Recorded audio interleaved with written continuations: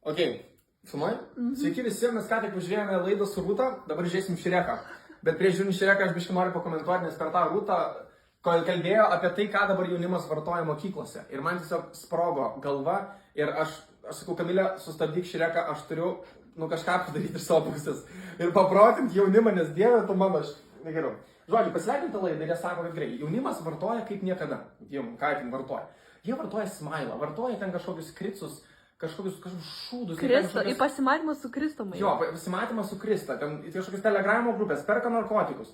Ir man išneša galva, hebra, jau taip, jau visi prasidėjo su tais veipugais, kažkokius skyšius, kažkokius ten strawberry juice, flavor, forest fruit, už 2 eurus perkat kažkokiam įdėliam įpakavime, įtraukim, blech, rimtai, blueberry, ten, ta prasme, strawberry shit kažkoks. Už 2 eurus. Jūs ten galvojate, iš tikrųjų yra kažkoks braškių ekstraktas, ar ten kažkur Kinijoje padaryta iš 900 chemikalų, kurių niekas nežino, iš ko jie yra sudaryti, supakuota labai gražiai fancy, siunčiama iš Kinijos ir parduoda už 2 eurus.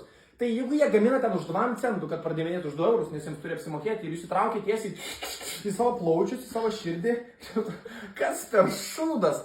Man tiesiog išneša galva, blemba, tas loginis mąstymas, įsitraukite į savo kūną, čia yra jūsų dalykas, kaip jūs progresuojatės, kaip jūs gyvensite, kaip jūs statot gyvenimą, norėsit kurti šeimą. Na gerai, aš suprantu, statusas, Martai, tu nerūkysi, tu neveipinsi, tu būsi gaidys. Tai gerai, visi mes žinome, kad jūs esate vidurkis 5 žmonių, su kuriais esate aplinkui.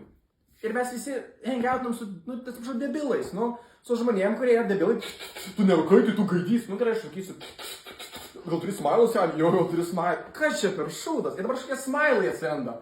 Kas čia per smailas? Ir jau šiaip pratingai labai daro tie dileriai. Dabar anksčiau buvo švirštukai, tada buvo milteliai, ne taip patrauklu. O dabar veipukos. Veipuko čia sultis, čiagi smailas, čiagi atsipalaiduoji, taigi stresas, geografijos kontrolinis, tai piets kaip sunku, negaliu.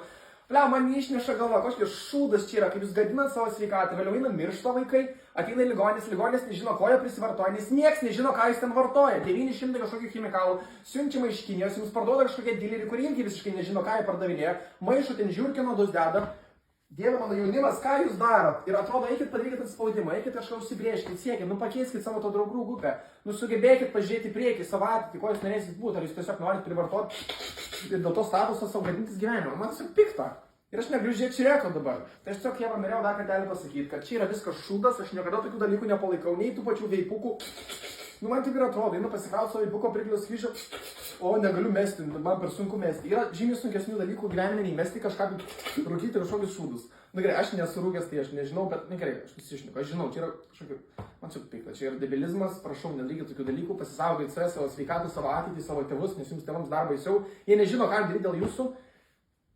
Neišneša man galva, karočiai einu žiūrėti Šreką, bet tiesiog norėjau pasidalinti iš savęs, kad gal su kažkuo solidizmas ir nuspręsti tokių dalykų nebedaryti, nes čia yra viskas briedas ir šūdas, Dieve tu mano, įsivaizduoji, Kamilė.